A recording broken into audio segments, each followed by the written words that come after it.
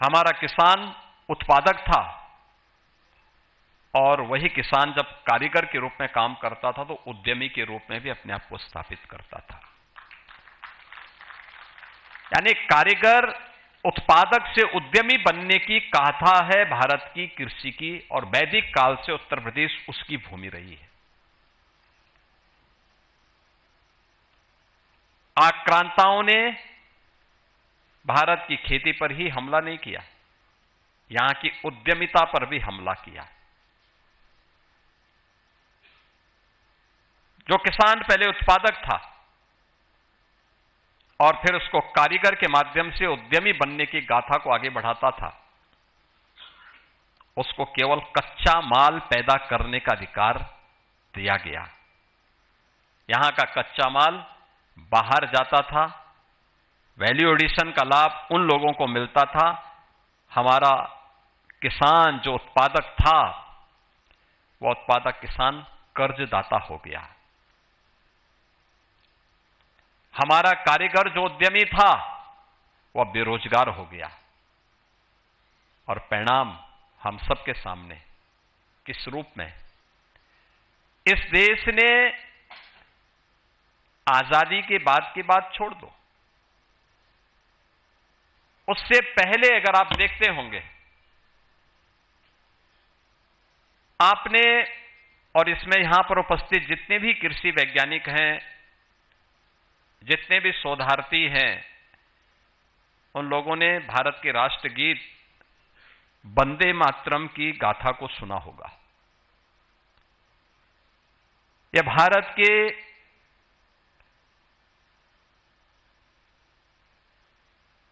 अंदर आनंद मठ पर आधारित एक उपन्यास है, उस उपन्यास का एक पार्ट है। यह बंगाल के त्रासदी पर आधारित गीत है। बंगाल के अंदर जब अकाल पड़ती है, क्या स्थितियां हुई थी, लोग भूखों मर रहे थे। वहां का एक जमींदार महेंद्र नाथ के परिवार पर भी किस प्रकार की बीती थी, और फिर सन्यासी विद्रोह हुआ था। उस समय के ब्रिटिश और औपनिवेशिक काल में किस प्रकार का शोषण होता था, उसकी पूरी गाथा उस आनंद मठ के अंदर समाहित की गई है। यह भारत के उस उत्पादक किसान को जब कर्जदाता बना दिया जाता है, तो कर्जदाता बनने की गाथा अकाल के रूप में और त्रासदी के रूप में हम सबके सामने देखने को मिलती है। और यही हम सब ने देखा है, यही गाथा है हमारे सामने। और मुझे लगता है कि इन सब बिंदुओं पर चर्चा करने की आवश्यकता है, देखने की आवश्यकता है। संभावनाएं आपके सामने हैं, उन संभावनाओं को कैसे आप जमीनी धरातल पर उभार करके दुनिया को अपनी ओर आकर्षित कर सकते हैं, यह सामर्थ्य आपके सामने अभी आने वाली समय की चुनौतियां भी हैं। उत्तर प्रदेश जैसे राज्य में, जहां मैंने आपको बताया सबसे अच्छी उर्वरा भूमि हमारे पास आज भी मौजूद है, सबसे अच्छा जल संसाधन है, 9 क्लाइमेटिक जोन आज भी उत्तर प्रदेश के अंदर मौजूद हैं। इसके अनुरूप वहां पर थोड़े से प्रयास हों, कैसे लोगों के उसको बदला जा सकता है। मैं गत वर्ष देखा कैसे जब प्रधानमंत्री जी के आह्वान पर एक कार्यक्रम प्रारंभ हुआ कि खेती की बात खेत पर, हम लोग कुछ जगहों पर गए, ये मई जून का महीना रहा होगा, और हम लोगों ने देखा कि वहां पे तीसरी फसल खड़ी थी किसान के खेत में।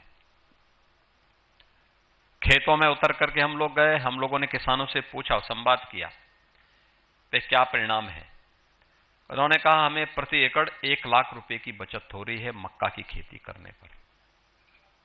यानी 1 लाख रुपया एक किसान 1 एकड़ में प्राप्त कर रहा है, और ये तीसरी फसल है। जिस प्रदेश में पहले एक फसल लेने में किसान को परेशानी होती थी, क्योंकि बिजली नहीं थी, पानी नहीं था, समय पे बीज नहीं मिलते थे, समय पे उसके लिए कोई प्रोक्योरमेंट सेंटर नहीं स्थापित होता था, हताशा थी, निराशा थी, खेती लोगों के एजेंडे का हिस्सा नहीं थी। कृषि विज्ञान केंद्र उत्तर प्रदेश में ऐसे पड़े हुए थे जैसे बंजर हो, बड़ी बड़ी झाड़ उगी हुई थी। और 17 में जब हम लोग इस दिशा में कार्य प्रारंभ किए, उस समय हमारा जो झांसी में सेंट्रल एग्रीकल्चर यूनिवर्सिटी है, उसके जो इस समय के वीसी हैं, उस समय वह कृषि विज्ञान केंद्र की दिशा से उत्तर प्रदेश में आए थे और उस समय उन्होंने इस दिशा में प्रयास प्रारंभ किया। आज मुझे बताते हुए प्रसन्नता है कि कृषि विज्ञान केंद्रों के बारे में जब मैं जानकारी लेता हूं जनपदों में, तो पता लगता है वहां सप्ताह में कोई न कोई कृषि पर आधारित गोष्ठी और किसानों का प्रशिक्षण कार्यक्रम हो रहा है।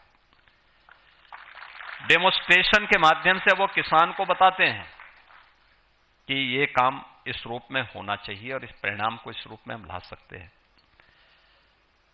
ये चेन बनी है कृषि विज्ञान केंद्र और कृषि विश्वविद्यालयों के आपसी समन्वय के माध्यम से उन वैज्ञानिकों के पोटेंशियल को आगे बढ़ाने का काम आगे बढ़ा है।